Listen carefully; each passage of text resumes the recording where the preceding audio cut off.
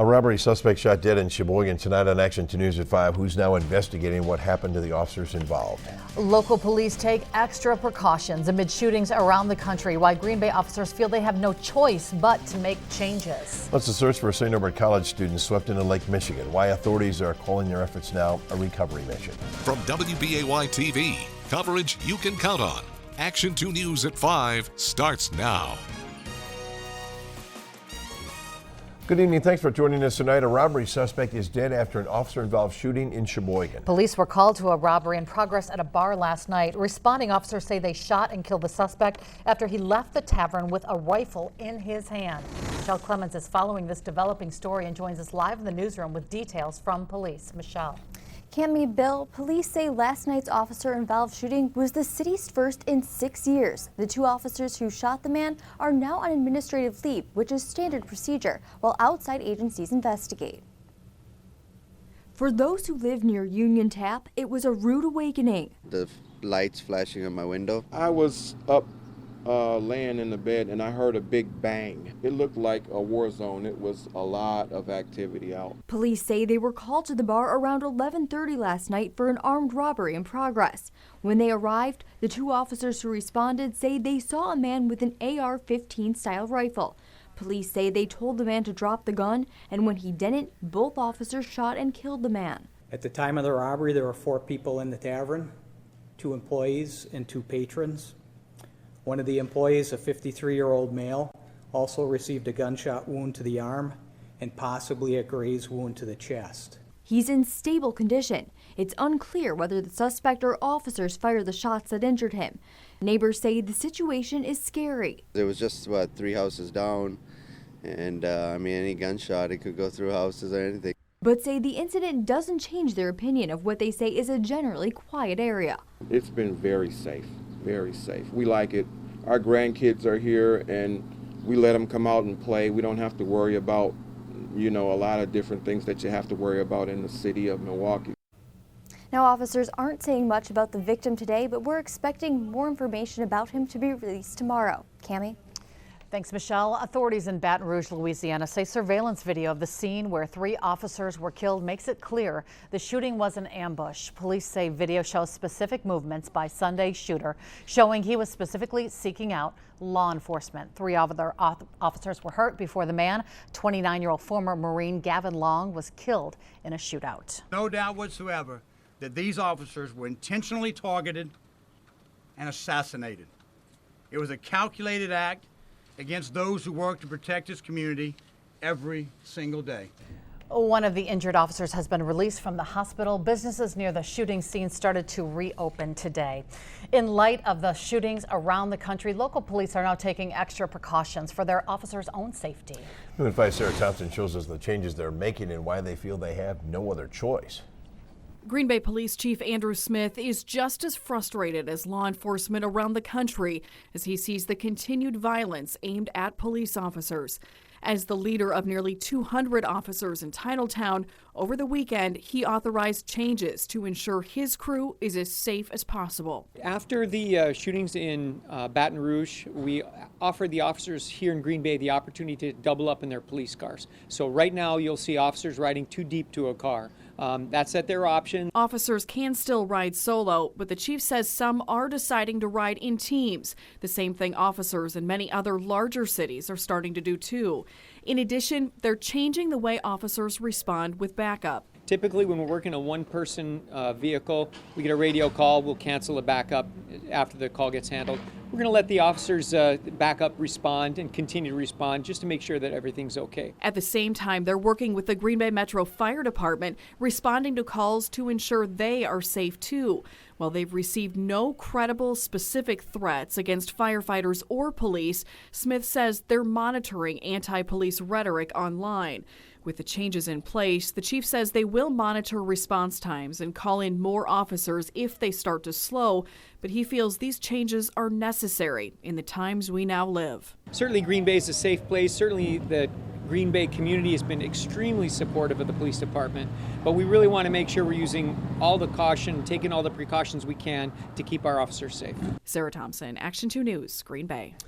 New video of a vigil at St. Norbert College in De Pere is just into our newsroom. Dozens of students and staff gathered on campus for a prayer service after two students are swept into the Sheboygan Pier into Lake Michigan. Tonight, the search is now considered a recovery effort. Andrea Hay watched now as dive teams search there today. She joins us now live with more details. Andrea.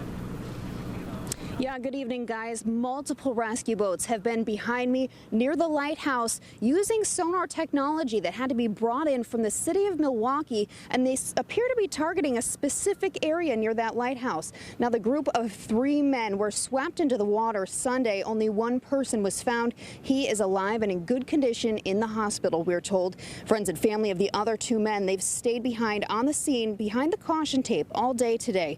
They're watching with the hope that they'll get some type of closure today. And the images on the sonar are leading us to believe that there is a possibility of a body. So they are responding to what the sonars are telling them. We watched earlier as a chaplain prayed with the friends and family here at the pier. I know they're trying to get some kind of closure today. The Sheriff's Department says really it doesn't have as much to do with the big waves as it does for those high waters that are at least 15 feet. They tend to bring people right off their feet as the water sweeps across the pier. Reporting live in Sheboygan, Andrea Hay, Action 2 News. Thanks, Andrea. A domestic disturbance in Winnebago County turns deadly this morning. Officers were called in just after 7 this morning to a home on the 5200 block of County Road N in the town of Utica. Emily Matesic joins us live from the Fox Valley Newsroom to tell us what happened. Emily. Well, Cammie, a 29-year-old man is dead. His 36-year-old girlfriend wounded following a shooting on their Winnebago County property this morning. Detectives with the Winnebago County Sheriff's Office spent all morning combing the property on County Road N. We're told a neighbor called 911 to report a disturbance between the residents of the home. As deputies were responding, they learned multiple shots had been fired. Upon arrival, the man was found dead in the garage. The woman who was wounded was also found in the garage. While authorities won't say who the shooter was, we're told this incident only involved the man and the woman who were shot. The public is not in danger. This event was localized to the scene, and deputies did not fire or discharge their weapons at this event. Authorities tell us 3 dogs were also found dead on the property. The condition of that injured woman is unknown. The Sheriff's Office tells us their investigation is still ongoing. Reporting live in the Fox Valley Newsroom, Emily Matesic, Action 2 News. Emily, thank you. New at 5, an inmate severely burns a Green Bay correctional officer this morning. Deputies say the inmate threw boiling water at the prison employee's face. That victim is flown to the Wisconsin Burn Center in Milwaukee. Another inmate's back was also unintentionally splashed. He was treated at the prison. Authorities have not released the names of the people involved. The prison was put on a temporary lockdown so investigators could look into the attack. Authorities are also investigating 2 break-ins at local gun shops. The first happened about 3:30 this morning at Nelson Tactical on Velp Avenue. Thieves entered through a shattered window and took 4 long guns. Witnesses believe there are 3 suspects. Later this morning, police were called to Gus's Guns on East Mason Street. They found a broken window. Nothing was stolen, though. Police are not sure if these break-ins are connected. The Manitowoc County Sheriff's Office offers a cash reward for information about vandalism to the Maribel Caves. Deputies think it happened sometime around last Wednesday. Someone broke the lock off the door, knocked over rock formations, and removed items from the New Hope Cave. Anyone with information leading to an arrest or the recovery of the vandalized rock could be eligible for a $500 reward. Governor Scott Walker asked for a federal assessment of damage from last week's flooding up north to determine if the state will request federal disaster assistance. The heavy rains caused an estimated $30 million in damage, the bulk done to roads, bridges, and trails. Ashland, Bayfield, and Iron counties are among the hardest hit. The damage assessment will be handled by FEMA. It is the first step to acquiring federal aid. Well, this is going to be a very interesting week in our weather week as we take a look, first of all, at some headlines. And here they are for you. We're going to become quite warm, very hot out there as we work our way toward the middle part of this week. We're going to see really high humidity, or feel it.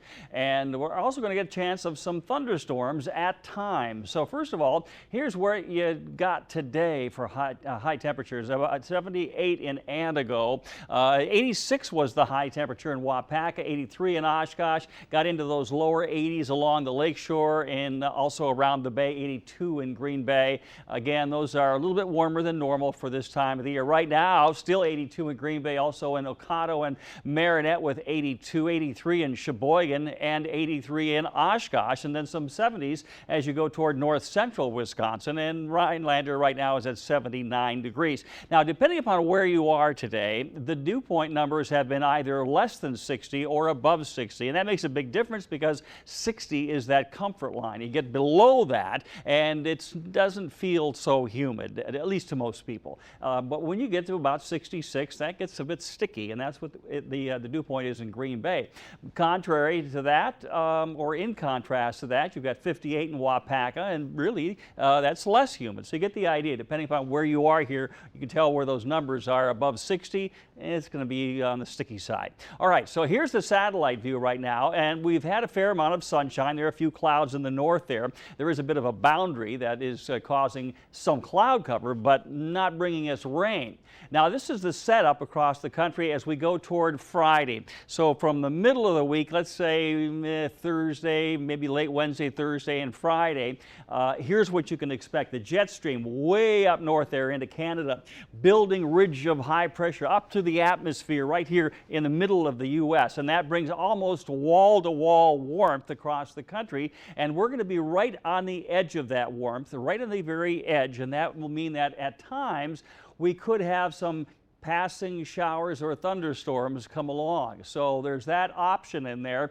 Not etched in stone. I think, excuse me, I think our best bet is probably, or our next best bet comes in on Wednesday.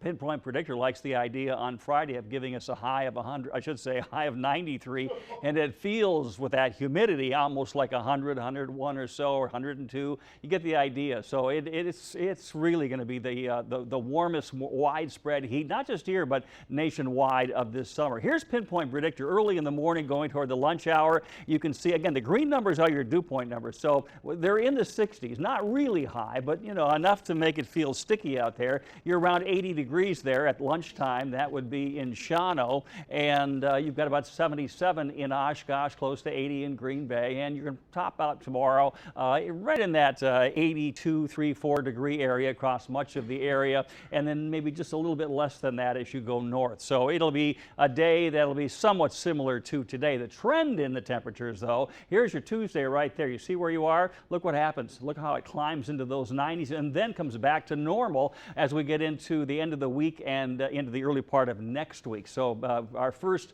more extended heat wave and probably the most severe one nationwide coming up. 82 right now, dew point 66, relative humidity 58%. The wind southwest at 9, and tonight from Storm Center 2 mostly clear, some occasional passing clouds and some patchy fog, about 60. Your day tomorrow is going to give you maybe some clouds here and there in the morning, otherwise mostly sunny, about 83, 84 for your daytime high, and then you see what happens there. Tuesday late night into Wednesday, you get a good chance for some thunderstorms as early as Wednesday morning.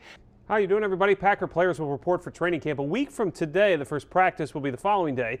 The first preseason game now less than 3 weeks away. Now, if the Packers drop their first game of the regular season in Jacksonville, Aaron Rodgers may have no one to blame but himself. Seems Jaguars quarterback Blake Bortles spent some time this offseason picking Rodgers' considerable brain. The Florida Times-Union reporting that Bortles was told by his coach to talk to quarterbacks who play a similar game, so he sought out Rodgers, who he said was, quote, awesome, end quote. Bortles is entering his third year in the league, all as a starter. Rodgers scheduled to spend the final week of his offseason golfing at the American Century Championship in Lake Tahoe. Meanwhile, the NFL continues to go high-tech. The league will be putting data chips into the game balls during the preseason and during Thursday night games. One reason, to track exactly where the balls travel through the uprights. The league would like for kicks to be a little bit more difficult. They've considered narrowing the uprights in the past, and the chips will provide very detailed information about what a good width might be. They can also provide data to use during telecasts and even potentially help officials correctly spot the ball. Well, the Bucks are stocking up at center for now anyway. Today, the team re-signed Miles Plumlee to a 4-year, $52 million deal. That, according to the Journal-Sentinel. Plumlee started last season behind Greg Monroe and John Henson, but he played more late in the season once Giannis took over at the point. Plumlee averaging 5 points and just about 4 rebounds a game. With this deal, the Bucks now have committed $40 million to the center position next year. Monroe earning a team-high $17 million and change. Of course, Monroe has been rumored to be on the trading block, and maybe this will fuel a few more rumors. We'll see. Move along now. We'll see. Thank you, sir. We'll be back.